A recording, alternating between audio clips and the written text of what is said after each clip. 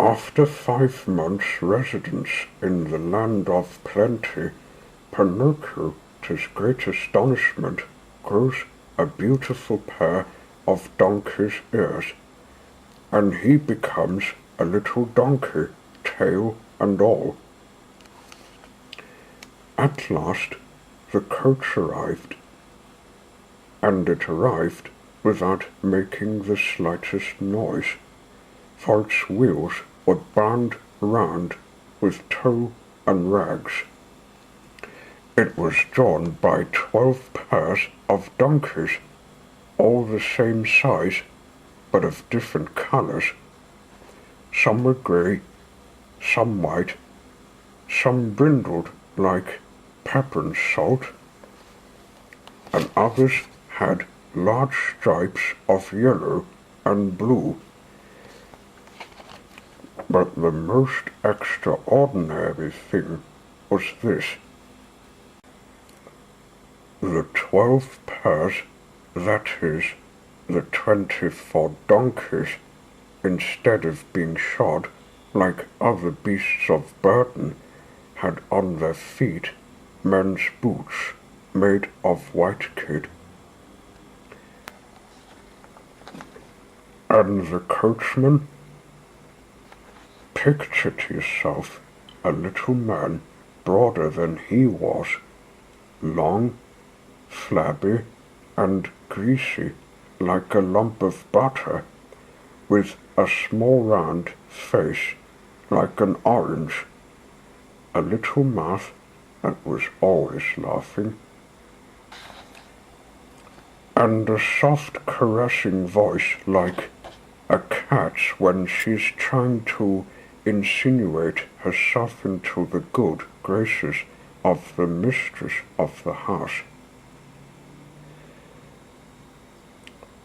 All the boys, as soon as they saw him, lost their hearts to him, and vied with each other in taking places in his coach to be conducted to the true land of plenty, known on the geographical map by the attractive name of Toyland. The coach was in fact quite full of boys between 8 and 12 years old, heaped one upon another like herrings in a barrel. They were uncomfortable, packed close together, and could hardly breathe, but nobody said, "Oh!" Nobody grumbled.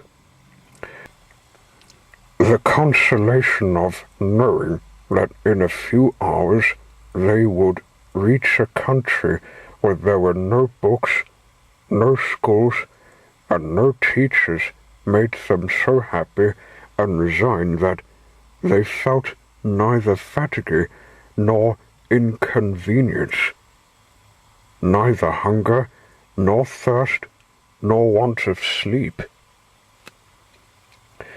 As soon as the coach had drawn up, the little man turned to Candlewick, and smirking and smiling said to him,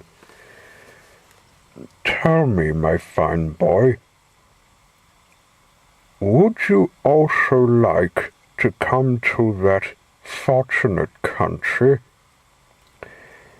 I certainly want to go, but I must warn you, my dear child, that there is not a place left in the coach. You can see for yourself that it is quite full." "No matter," replied Candlewick. "If there is no place inside, I will manage to sit on the shaft." And giving a leap, he seated himself astride on the shaft. "And you, my dear," said the little man, turning in a flattering manner to Pinocchio, "what do you intend to do? Are you coming with us, or are you going to remain behind?" I remain behind, answered Pinocchio. I am going home. I intend to study and to earn a good character at school, as all well-conducted boys do. Much good may it do you. Pinocchio, called out Candlewick, listen to me. Come with us, and we shall have such fun. No, no, no. Come with us, and we shall have such fun, cried 4 other voices from the inside of the coach. Come with us, and we shall have such fun, shouted in chorus 100 voices from the inside of the coach. But if I come with you, what will my good fairy say? Said the puppet, who was beginning to yield.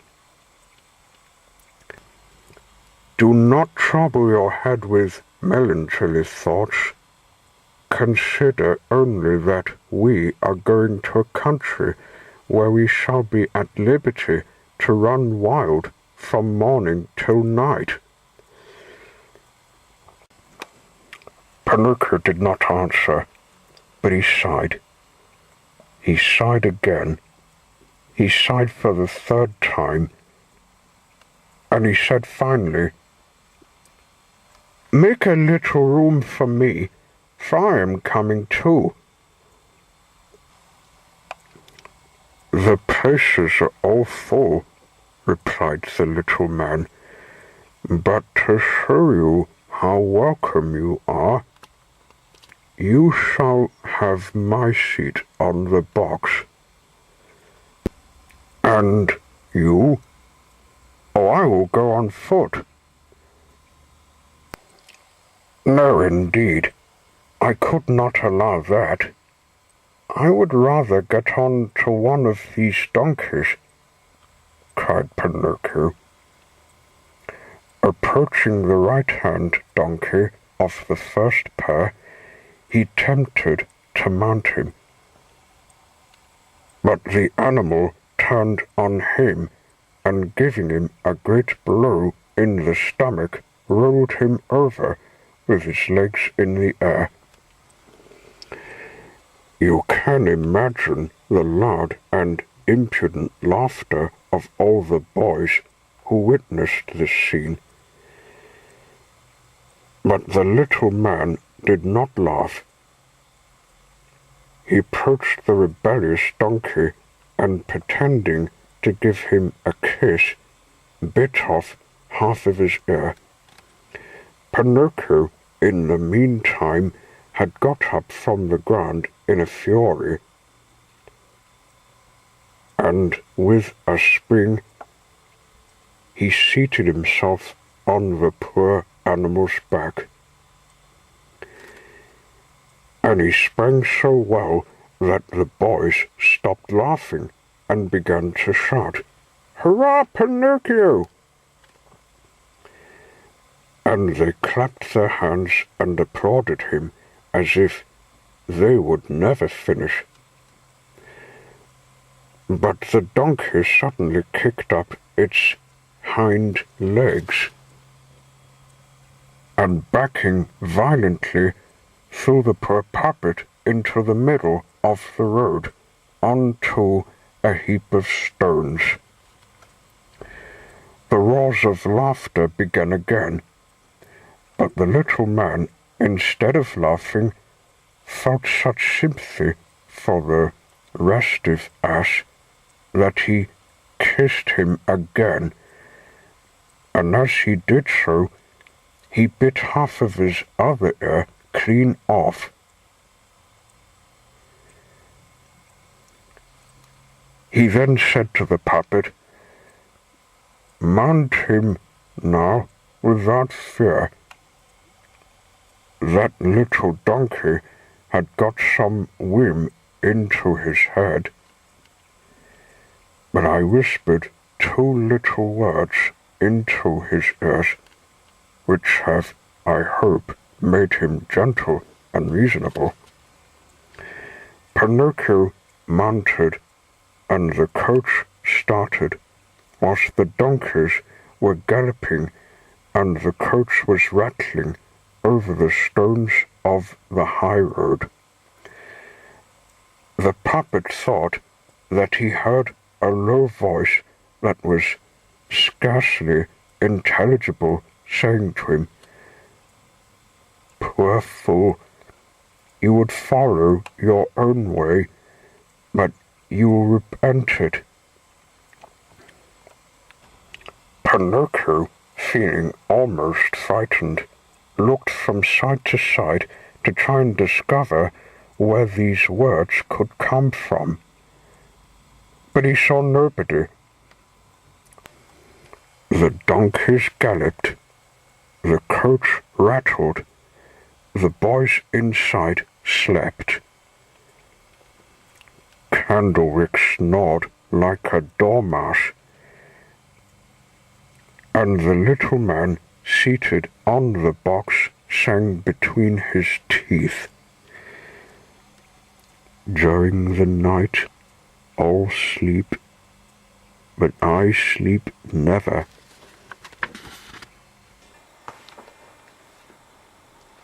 After they'd gone another mile, Pinocchio heard the same little low voice saying to him, "Bear it in mind, simpleton, boys who refuse to study and turn their backs upon books, schools and teachers to pass their time in play and amusement, sooner or later come to a bad end. I know it by experience, and I can tell you a day will come when you will weep as I am weeping now, but then it will be too late." On hearing these words whispered very softly, the puppet, more frightened than ever, sprang down from the back of his donkey and went and took hold of his mouth. Imagine his surprise when he found that the donkey was crying, and he was crying like a boy. "Hey, Sir Coachman," cried Pinocchio to the little man, "here's an extraordinary thing. This donkey is crying. Let him cry. He will laugh when he is a bridegroom. But have you by chance taught him to talk?" "No, but he spent 3 years in a company of performing dogs, and he learnt to mutter a few words." "Poor beast." Come," said the little man, "don't let us waste time in seeing a donkey cry. Mount him and let us go on. The night is cold and the road is long." Pinocchio obeyed without another word. In the morning, about daybreak, they arrived safely at Toyland. It was a country unlike any other country in the world. The population was composed entirely of boys. The oldest were 14, and the youngest scarcely 8 years old. In the streets there was such merriment, noise, and shouting that it was enough to turn anybody's head.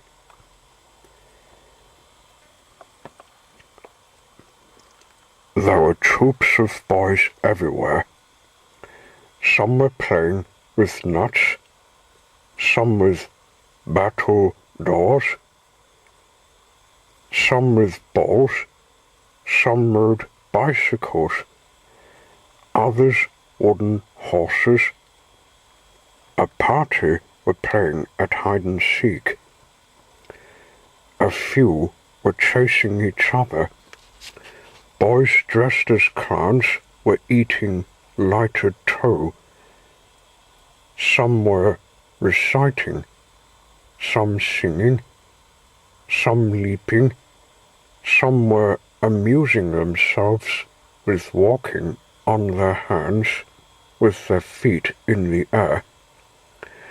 Others, who were trundling hoops or strutting about dressed as generals, wearing paper helmets and commanding a squadron of cardboard soldiers. Some were laughing, some shouting, some were calling out, others clapped their hands, or whistled, or clucked like a hen who has just laid an egg.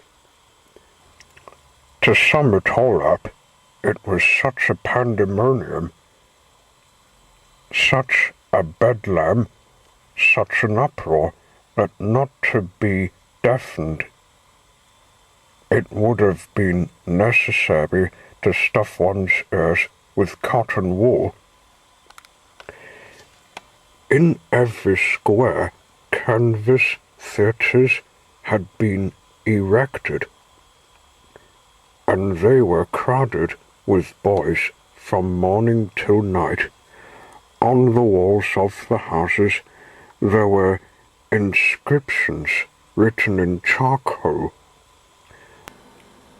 Long live toys and games, no more schools, down with arithmetic, and other similar fine sentiments, all in bad spelling. Pinocchio, Candlewick, and the other boys who had made the journey with the little man had scarcely set foot in the town before they were in the thick of the tumult.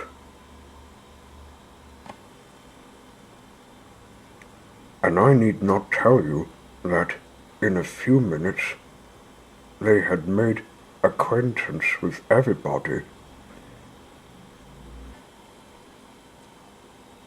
Where could you find happier or more contented boys? In the midst of perpetual games and every variety of amusement, the hours, the days, and the weeks passed like lightning. "Oh, what a delightful life," said Pinocchio, whenever by chance he met Candlewick. "You see, I was right," replied the other. "And to think that you did not want to come, to think that you had taken it into your head to turn home to your fairy, and to lose your time in studying. If you are at this moment free from the bother of books and school, you must acknowledge that you owe it to me, to my advice, and to my persuasions. It is only friends who know how to render such great services. It is true, Candlewick. If I am now a really happy boy, it is all your doing. But do you know what the teacher used to say when he talked to me of you? He always said to me, 'Do not go about with that rascal Candlewick, for he is a bad companion and will only lead you into mischief.'" "Poor man," replied the other, shaking his head. "I know only too well that he disliked me and amused himself by slandering me. But I am generous, and I forgive him. How noble you are, said Pinocchio, embracing his friend affectionately and kissing him on the forehead. This delightful life had gone on for 5 months.